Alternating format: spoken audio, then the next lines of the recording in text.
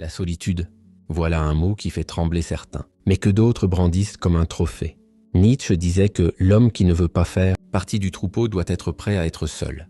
Pourtant, combien d'entre nous jouent au loup, solitaires tout en mourant d'envie d'être remarqués par la meute? Sartre, de son côté, proclamait que l'enfer c'est les autres. Mais soyons honnêtes, l'absence totale des autres, c'est pas un peu l'enfer aussi? On se moque des ermites dans leur cabane, mais qui n'a jamais rêvé d'éteindre son téléphone et de disparaître un moment? La solitude choisit à ce parfum de liberté. On coupe le bruit, on se retrouve face à soi-même et soudain, on découvre que ce soi-même n'a pas grand-chose à dire. Schopenhauer, toujours fidèle à son pessimisme chic, expliquait que l'homme ordinaire fuit la solitude parce qu'il n'y trouve que son vide. C'est cruel mais c'est vrai. Rester seul, c'est comme ouvrir une boîte de Pandore pleine de nos propres voix intérieures. Mais attention, il y a solitude et solitude. Celle qu'on choisit, c'est méditation, introspection, luxe discret. Celle qu'on subit, c'est rejet, abandon, silence qui grince. Dans une époque où tout est connecté, être seul paraît presque une maladie. Comme si offline voulait dire mort socialement. Pourtant, n'est-ce pas dans l'isolement que beaucoup d'idées révolutionnaires sont nées? Pascal écrivait que tout le malheur des hommes vient d'une seule chose, qui est de ne savoir pas demeurer en repos dans une chambre. Peut-être qu'il exagérait, ou peut-être pas. Et voilà la tragédie moderne.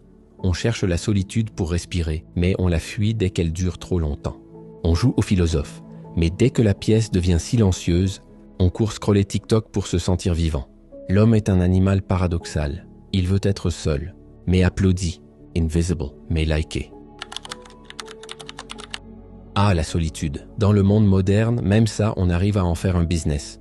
Byung-Chul Han disait que notre époque est celle de la fatigue d'être soi. On est fatigué d'être toujours visible, toujours joignable, et pourtant, on ne supporte pas d'être invisible. Résultat, des armées de coachs de vie, de gourous LinkedIn et de prophètes TikTok se précipitent pour nous vendre la solitude productive.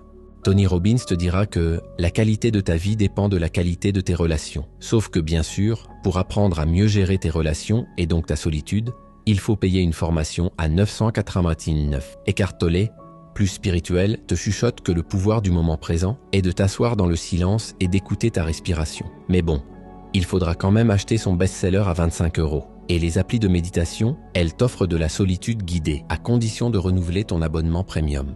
C'est magnifique. Même l'isolement est devenu un produit. On t'explique comment profiter de ta solitude, comme si c'était une compétence professionnelle à mettre sur ton CV. Et attention, pas n'importe quelle solitude. Il faut qu'elle soit instagrammable. Une photo avec un café, un carnet Moleskine et une citation de Rumi en légende. Parce que si ta solitude n'a pas de like, est-elle vraiment une solitude spirituelle? Byung-Chul Han encore. La société de la transparence ne laisse aucune place à l'ombre. Résultat, on se cache pour être seul, comme si c'était une honte. Pourtant, Kierkegaard avait déjà prévenu. L'homme le plus dangereux est celui qui n'a pas appris à rester seul avec lui-même. Et à force de ne jamais pratiquer cette compétence, on devient des dépendants affectifs déguisés en libres penseurs. La vérité satirique, c'est que même la solitude est colonisée par le marché. Tu veux méditer? Payer. Tu veux silence? Payer. Tu veux apprendre à t'aimer toi-même? Formation en 3 modules, certificat inclus. On vit une époque où il n'y a plus de vraie solitude, juste des packages de solitude. Et si, malgré toutes les caricatures qu'on fait de la solitude, elle restait en réalité une arme secrète? Pas la solitude vendue en coaching premium, mais celle qu'on apprivoise seule dans le désordre du monde. Kierkegaard répétait que la foule est le mensonge. On comprend mieux aujourd'hui. Plus la foule grossit, plus chacun se dilue dans un rôle qu'il n'a pas choisi. Alors que paradoxalement, c'est dans l'absence de spectateurs que l'individu se découvre nu, débarrassé du théâtre social. Beauvoir disait que l'homme ne naît pas libre, il le devient.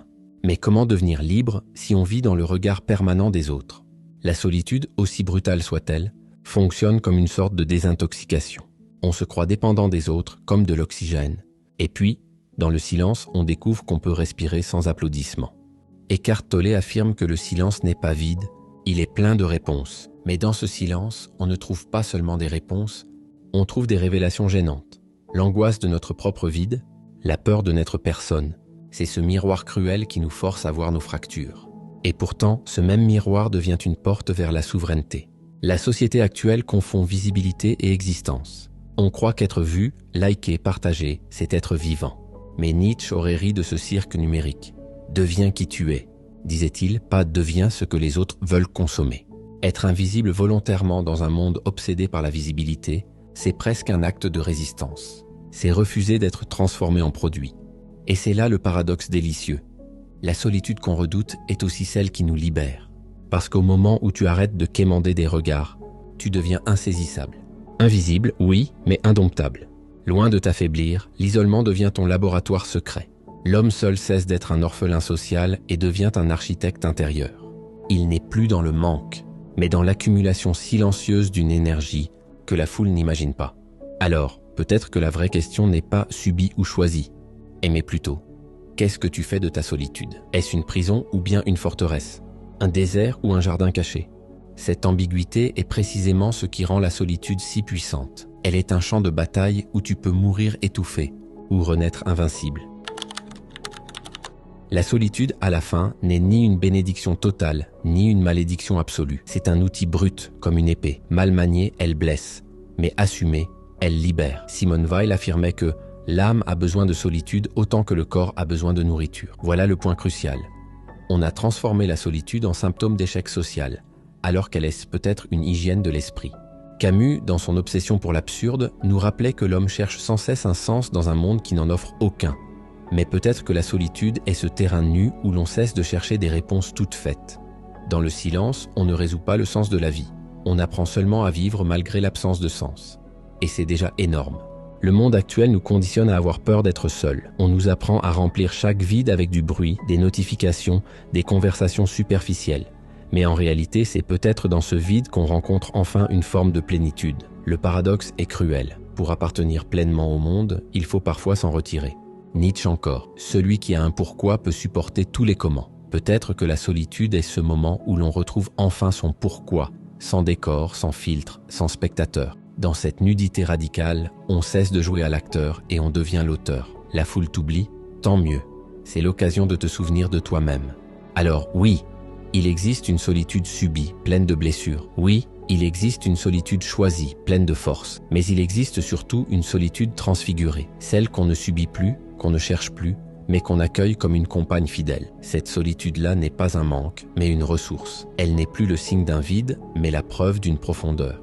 Et si à la fin le pouvoir secret de l'isolement n'était pas de nous éloigner du monde, mais de nous y préparer autrement? Être seul pour revenir plus entier, plus libre, moins dépendant. Parce que la véritable révolution dans un monde qui crie sans cesse « Regarde-moi », c'est peut-être simplement d'avoir le courage de chuchoter « Je suis là, même si personne ne regarde ».